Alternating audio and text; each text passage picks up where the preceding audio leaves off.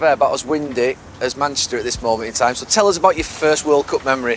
First World Cup memory would have been sat in my mum and dad's house in Chingford in 1982. And obviously my hero at the time, Brian Robson, scoring after 27 seconds. So that's probably my first memory. And every World Cup, me and my dad used to obviously watch all the games. I used to hang a St George's flag outside of my window in Chingford. So those were my first memories. In those early years of watching England, what were your thoughts of England in terms of how they played? You know, obviously Brian Robson was your hero, but the style of play, obviously they had difficulties around that time in tournaments. We did have difficulties, but I always felt that our England teams were like full of brave hearts, you know. We had brave players, you know, Terry Butcher, Paul Ince, but then you had players like Gazza come in, and all of a sudden you had this playmaker, you know, Chris Waddle, Glenn Hoddle, you know, all of these great players. So you take it forward 8 years to the 1990 World Cup, the Gascoigne moment, the tears, the emotion, obviously what happened in that tournament. To be honest, you know, I think the whole nation wept with Gazza on that day. You know, I think we all felt that emotion that he was feeling. He was brilliant, wanted to be with Gazza. He was just he was infectious around the place. You know what? He wanted to be loved. It was simple as that with Gazza. You know, obviously I did a couple of different campaigns with him, advertising things, and there was one particular shoot that I was on and my mum and dad were with me. And my mum and dad they laughed with him, they cried with him, and they came away from it just in love with Gazza. And, you know, you played with him a lot more than I did earlier on. Gazza was one of those people that you just wanted to be around him because his personality was so infectious in so many different ways. That character, you know, that's what makes the game so special. Tell us about that moment where you were first made England captain. Obviously I was in and around the sort of squad at the time, but you were unbelievably proud, weren't you? It was a massive moment for you. It was a massive moment. I just think that as a kid you always dream of representing your country. When you love football as much as we did, I'd watched the games with my dad, I'd watched the games with my granddad, I'd been to Wembley. You know, all I dreamt of was representing my country. So then to be given the captain's armband, it was just a huge honour to lead England for the amount of times that I did into different competitions. And your responsibilities change. They change hugely. There's no hiding places there. There was no hiding places. You had to deal with politics on the field, off the field, make decisions, and I was making decisions when really I didn't know whether I was making the right decisions or wrong decisions. I asked you and hoped that you got it right. So I wasn't getting it right. I was going on strike. You understand? So, you know, the responsibilities came with being England captain, but to be honest, if someone would have turned around to me when I was sat in my dad's living room in 1982 and said, that'll be you one day wearing that captain's armband in a World Cup, I'd never have believed that. I'd always want it, but I'd never would have believed it. When I look back at my England career, I always thought of it as a roller coaster. Yeah. It was never calm, was it? It was never so...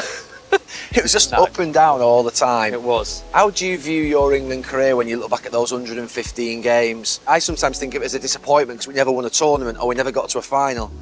Do you have regrets of any kind? I don't have any regrets other than not winning something. And yeah, you could look back and say, well, it was disappointing because, you know, over those years we had great players, we had Why didn't we win? I ask people this who played in that team who weren't part of that team. Why do you think we didn't win the collection of players we had in 2004 and 6 in particular? Because we weren't good enough on the day. Simple as that. It had nothing to do, because I've heard numerous people come out and say, well, you know, there was cliques and some players didn't talk to other players. I don't care whether players talk to each other whilst they're eating dinner, whilst they're eating lunch, while they're in the change room. The moment you get on that pitch, you don't care whether Stevie G's in a better position than me. I'm going to give him the ball. Simple as that. You're footballers and you're a professional. It's not about cliques. It's not about Liverpool players not liking United players. We didn't know, did we? You definitely didn't. I thought they was all right, personally. I was in the middle. I was Switzerland.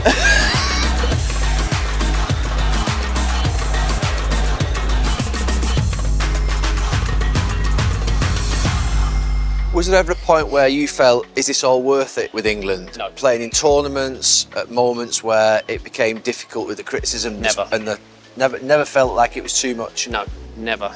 I think there's so much expectation, and when you get knocked out of a tournament, you know what's coming. But there was never one moment where I thought, I don't want to do this. You know, I'm going to step down playing for my country. I used to say it to my dad that, you know, I never want to retire from international football. If I don't get picked again, I don't get picked again. But I never want to be one of those players that steps down from playing and representing my country. I might have stepped down captaining England because I felt it was the right time to let someone else take over. But I never thought for 1 minute that I was stepping away from playing for my country. I never wanted to be that player. How did your England career finish? Because at the end, you went to the last World Cup, didn't you?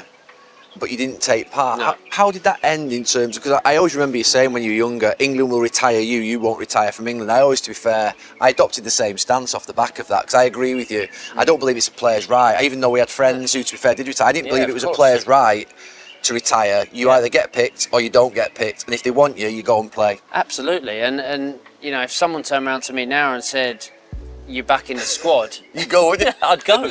I'd go. It's simple as that. Of course I'd go. They've got 5 right backs, they won't be calling me. Even if they didn't, I don't think they would.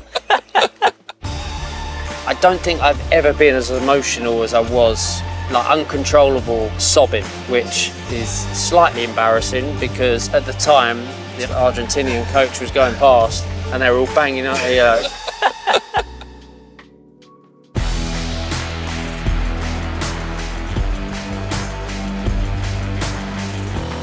We have a section called Failure is a Bruise, Not a Tattoo, and I'm going to imagine that it will probably lie in your career around 1998 and that moment where obviously you got sent off against Argentina. Is that right? Would that be a low point of your whole career and the aftermath of it really, and what came your way? No, it's all still a bit of a blur in all honesty, that time, but I remember how tough it was. I remember, you know, we were both struggling at the time.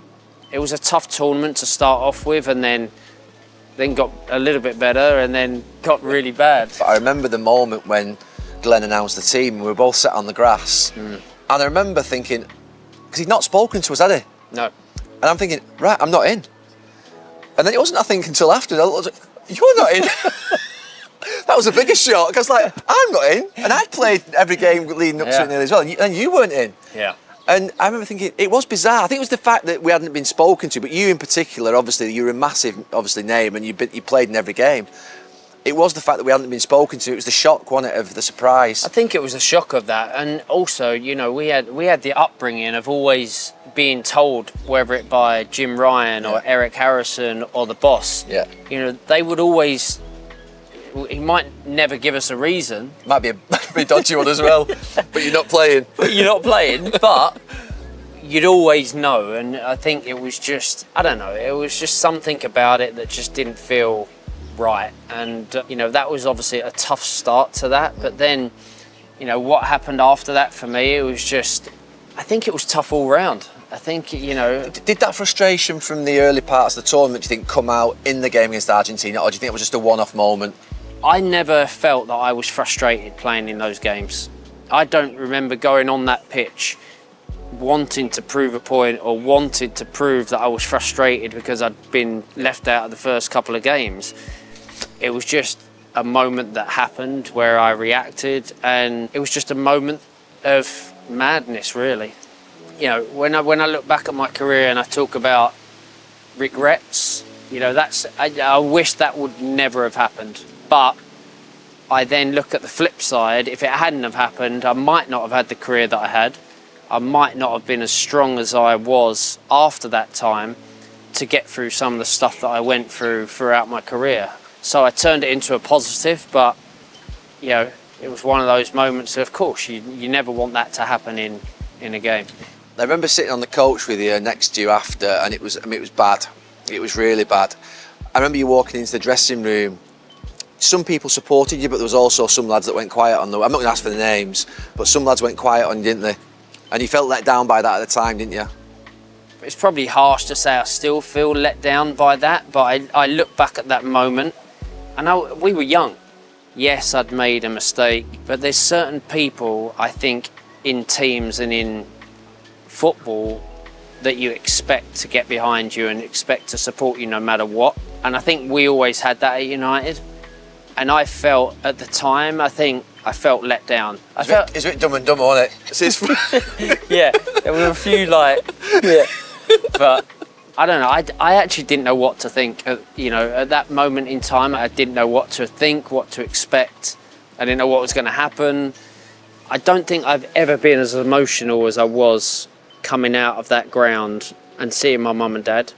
And I remember looking up. Were you crying with them?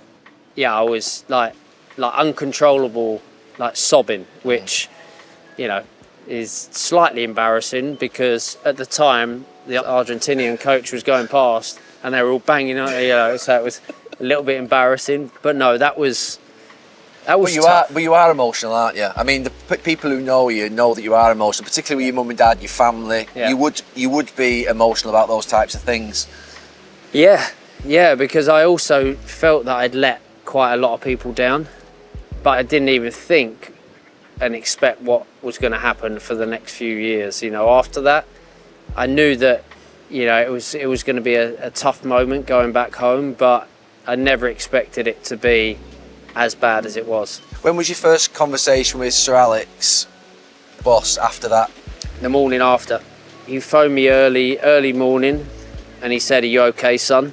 And I said, "Yes." And I think I got emotional to him as well, believe it or not. And he just said, "Don't worry, go away for a few weeks, go somewhere quiet," which I went to New York. But my wife was there. Victoria was there, so I was going to meet her because she was on obviously a world tour. So I went to meet her. It was probably the worst place I could have gone, just because the media was just a nightmare from the moment, because we went to the World Cup on the Concorde and then we arrived back on the Concorde, I think it was. That was a bit embarrassing when it came back on the Concorde. Yeah, a little bit. Probably shouldn't have come back on that. But I remember getting back and I remember walking through the airport then and being absolutely abused by this one TV reporter at the time, saying how I'd let my parents down, my grandparents down. This was in London when we landed? This was at Heathrow when we landed.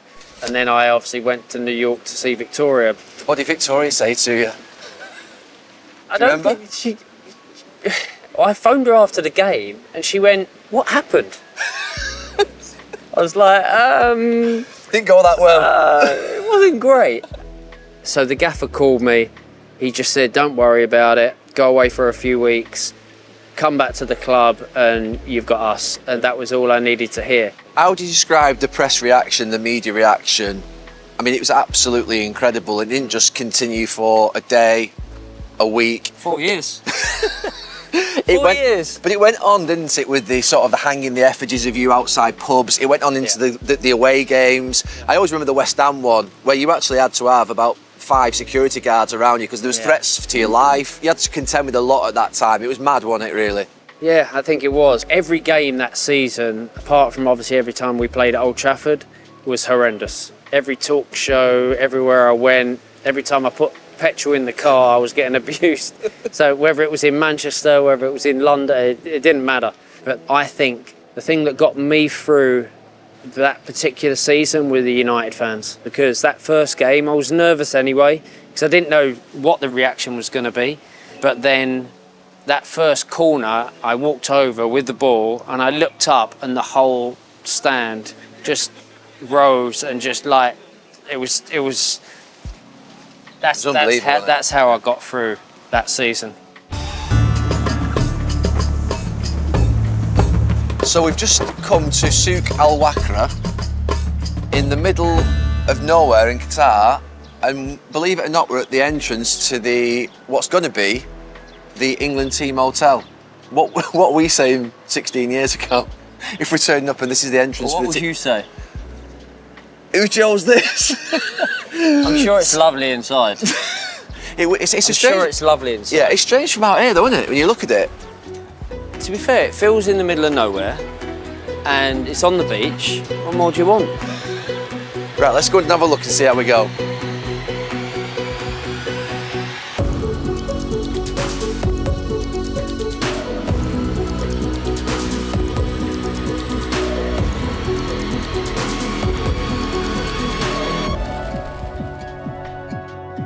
When you were England captain, you would be consulted, wouldn't you, in terms of what an England camp would look like? What sort of things would be important to the squad, to the backroom team?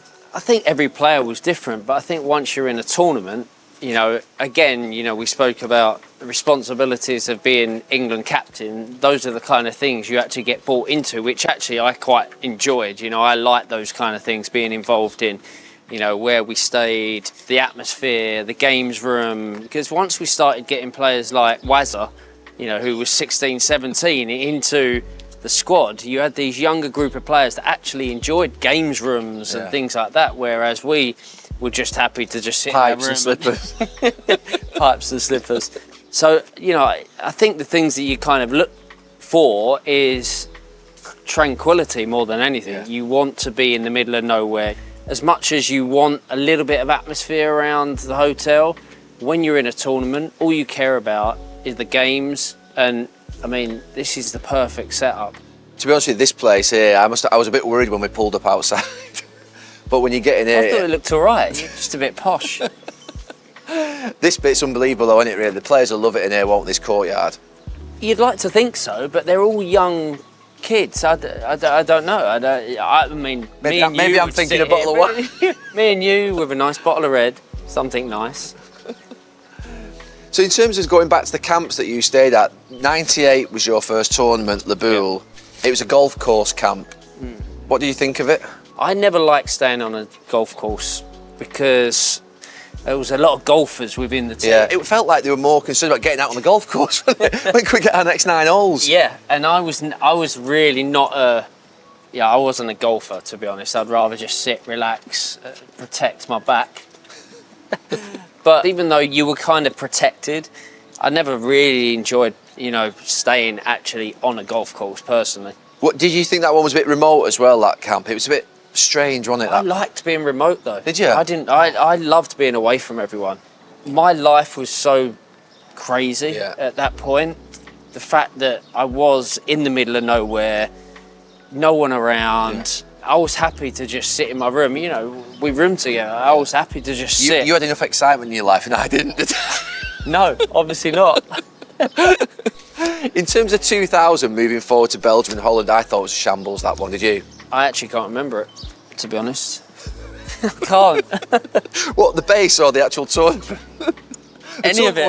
The tournament was where Phil gave the penalty. I remember that. I think that tournament in general just wasn't one of my favourites. No, it was my worst tournament. I didn't go to 2002, I broke my foot. Yeah. What was that like? I don't remember that either. Do you remember you had Danny Mills playing behind you rather than me? Was it better? Japan and Seoul. What was the base like? Do you remember? Oh yeah, I actually loved that tournament because I love being in Asia. Yeah. So I think that was one of the ones that I actually really enjoyed, to be honest. And then moving it forward to 2004 and 6, that's where there was a huge shift, wasn't there, where the wives and girlfriends came to the camps. Before that, it had been really quiet, quite remote, isolated. And then it was a case of, well, look, why don't we try and sort of integrate the families, change it up a little bit? Yeah. Do you think that worked or not? On reflection now, when you look back, because obviously there was a lot of attention around the wives and girlfriends leading into those tournaments. There was. I always believed, as an England captain, that having the kids around and wives or girlfriends around wasn't a bad thing. You know, I totally understand. Once you're in training camp, you're in training camp and you have to focus and things like that. But I think at the start of a tournament and after a game, I don't think that is a bad thing. But looking back, that kind of whole culture at the time, I think, you know, there was a lot of attention around that. And I think that, you know, whether people behave themselves in the right manner or, you know, I don't know. And that was just my dad and your dad. That was just our dads. On tables. You know, I remember waking up that morning, you went, my dad. Have you seen the picture of my dad? He's dancing on a table with a fake World Cup. Says I'd snap. So I thought 2006 to be fair in Baden-Baden. That was the joke, wasn't it? Neville in Baden-Baden. Yeah. But basically, I always think at that. I thought it went over the top a little bit. I thought we just lost that little bit of balance. I think that it went too far, and it was a case. It became a bit of a circus. I mean, Victoria wasn't even there, was she, in 2006 at all? Hardly. I think she came for one day. So it wasn't even related to the sort of most famous wife or girlfriend, which was Victoria. It was just the whole thing, wasn't it? I thought the balance tipped too far. Yeah, I mean, even Victoria, she's the first to say now when she looks back, you know, she's like, what was I doing? What was I wearing? Why would I do that? You know, Gaz and Phil. Donkey. Gaz, it's a horse. Is it a horse, is it? Oh, yeah. It's a white horse, sorry. There's a little bird on the back as well. Yeah. Oh, they're famous over here. Yeah. They do something, don't they? What do they do? They hunt. They hunt, yeah, they do. They do hunt. Hey, there's you. Go back to 2006, though. It did go. I think it went a little bit too far. Yeah, I think it did. I think there was more spoken about the wives and girlfriends than there was Football. the football, which, you know, at that time, especially for the players more than anything, you know, you want to focus on the tournament rather than anything else. So I do think that it went too far, but I also do believe that having the wives and girlfriends and family around at the right times is a good thing. What do you think of this place here in terms of, you know, England? You've got the beach, you've obviously got this sort of little walk here with like a little souk, shopping area, little bars and cafes. What do you reckon to the choice that England have made this time? On the face of it? I actually think it seems a very quiet area, which is perfect, I think, for any kind of, you know, tournament hideaway. But I think what's great about, you know, what's happening here is, as a player, there's no flying around to games. There's no, you know, all of that we used to do. And, you know, you play a game, you leave after the game, you're not getting in till 3-4 o'clock in the morning, then you're having to recover. You know, we never made excuses, but those are the things that actually really matter in a tournament. So I think the less travel that you can have, and that's what's great about here. You know, the longest time that you're going to travel is literally 45 minutes on a bus. This is the first time a World Cup is being hosted in this region. This is going to be a tournament that you're not going to want to miss. I really love this England team. The good that they're doing outside of the game is exceptional.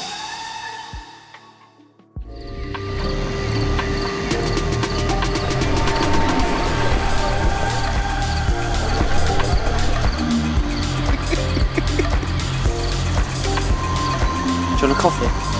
Please.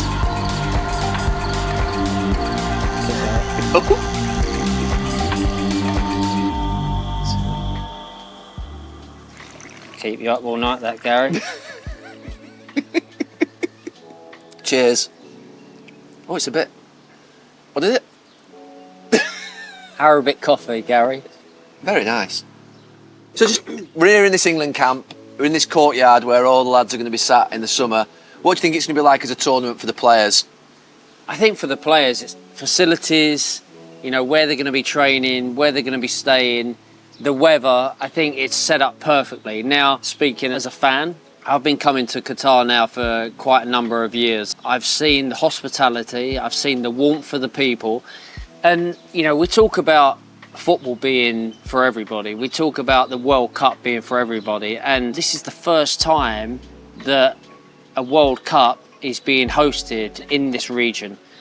And that is an incredible moment, you know, to be able to see the likes of Messi, Ronaldo, all of these great players that they look up to. It's going to inspire so many different generations.